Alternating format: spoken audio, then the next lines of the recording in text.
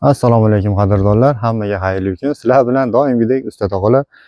Bugun o'zimiz uyda shunaqa ko'mirni maydasini aka quyatdik. Shuni bir videoga olib qo'yaylik dedik.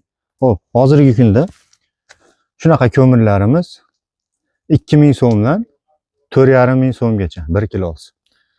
Kimdirlar 4000 ligini oladi, kimdirlar 2000 ligini oladi. Buni maydasi bor 1500 so'm, 1800 so'm shunaqa.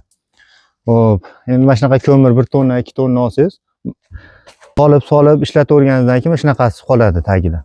Bu ko'mirni maydasi deydi. Biz endi o'zimiz tilda hoka deymiz. Bu endi hokani ko'mirchilar sotadi ham. 1 kilosini 500 so'mdan 800 so'mgacha yaxshisini. Shunaqa olib yoqyapmiz desa, ko'pchilik hayron qoladi. Hokani qanaqa qilib yoqyapsizlar deydi-da. Bu endi bu hokani yoqishdan maqsad mana bu ko'mirga ekan u. Misol pishig'ishni qurmoqchi bo'lsangiz, xomg'ish aralashtirsangiz sizga arzon tushadi-yu. Shunga o'xshagan narsa yoki quruq o'tini olib yoqib uyda isitmoqchi bo'lsangiz, ichcha ho'l o'tini yoqsangiz, u ham sizgacha arzonroq, ekonom bo'ladi. Uzoqroq yonadi. Shunga o'xshagan narsada hoka ham shunaqa. Xo'p, buni o'zini yoqib bo'lmaydi. O'zini tashlasangiz pechkaga, katta yo'llarga bo'laveradi, pechkaga bo'lmaydi, qiynaydi. Uni bunaqa qilib olasizlar. Biz hozir 2 qop tashladik. Mana shunaqa akaronkaga solib, suv quyib aralashtirib olasiz. Keyin bunaqa apparatimiz bor. Buni qo'qonlik bitta tog'adan olganmiz. YouTube'ga kirsangiz ham bor. Endi temirchi akamiz o'zi yasab sotgan. Bir 2 yil, 3 yil oldin 100 mingami yoki 70 mingami telefon qilsangiz dastavka qilib beraveradi. Shunaqadan bitta olishingiz kerak. Hozir endi qancha bo'ldi bilmadim.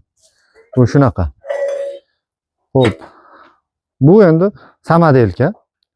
Buni apparatlari bor, briket apparat deb qo'yadi. Uni endi u briketlarni ham quyib sotishadi-yu.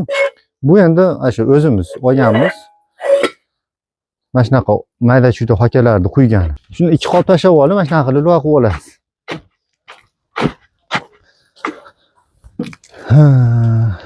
Qo'yroq qilish kerak buni. Suyuq qilib qo'ysangiz, bu qolipdan chiqmaydi. Quruq o'zini yoqib bo'lmaydi.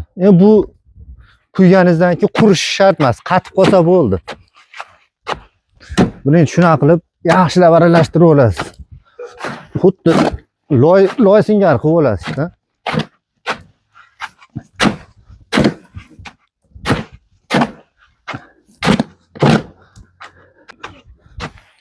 Xo'p, mana shunaqa qilib ketmonda loy singari tayyorlab olasiz. Keyin bu o'zini shunday quysangiz, ichcha qiynaydi. Bir-biriga bizniki hokamiz sal yiriroqda, bir-biriga birikish qiyin bo'lyapti. Shuning uchun biz uni nima qilamiz?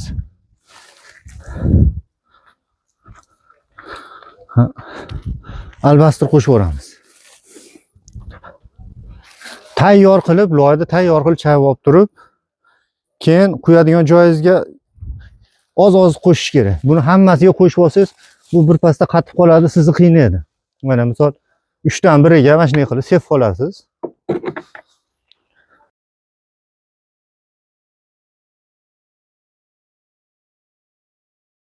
Shuni o'zini yana ketmonda chayib tayyorlab olasiz.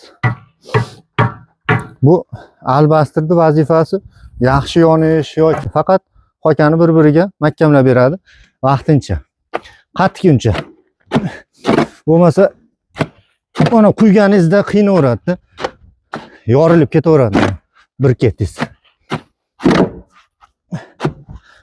Oz-ozdan qilib, mana shunday qilib tayyorlab olasiz. Bo'lmasa birpasda qatib qoladi albastir.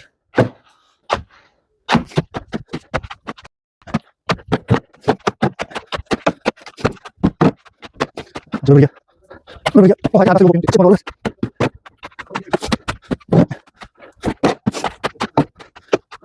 shunaqa.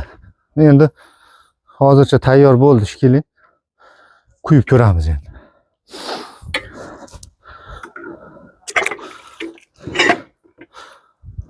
Buni endi birinchi olganimizda biz tepadan pastga urib o'ribmiz. Mana shunda quyiladi deb. Buni urish shart emas ekan. Mana shu. Bunday qilib Aylantirsangiz bo'ldi. Bismillahirrohmanirrohim. Bo'ldi. Mana shu yerdan quyaverasiz. Mana unda qo'ldan bunday qilib. Ha, ashna bo'lib chiqaveradi.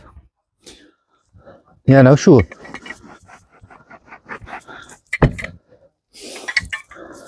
Mana shu yerdan ushlab olasiz, bo'ldi.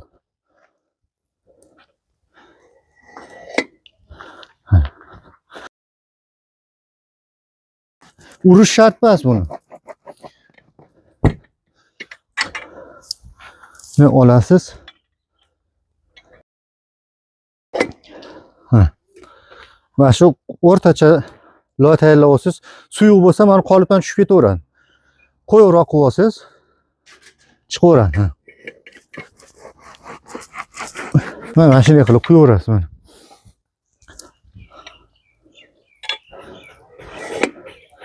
Ha. Xudo xolasa yaxshi chiqyapti.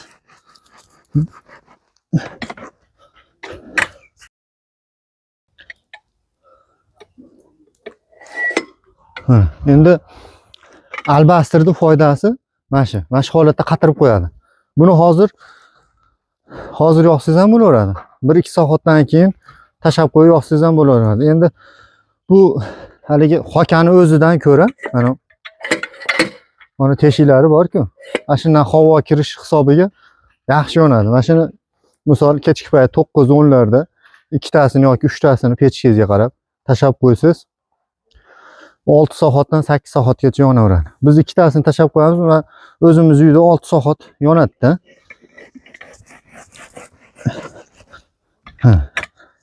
Mana shunday qilib qo'yaverasiz.